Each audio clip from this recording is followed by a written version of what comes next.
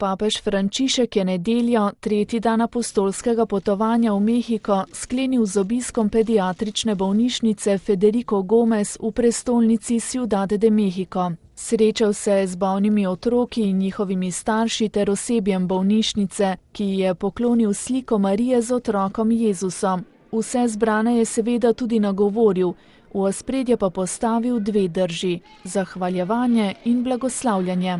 Po eni strani, ko sem prestopil vrata in videl vaše oči, vaše nasmehe, vaše obraze, se je v meni pojavila želja po zahvaljevanju. Hvala za ljubezen, s katero ste me sprijeli. Hvala, ker čutim ljubezen, s katero se za vas skrbi in se vas spremlja.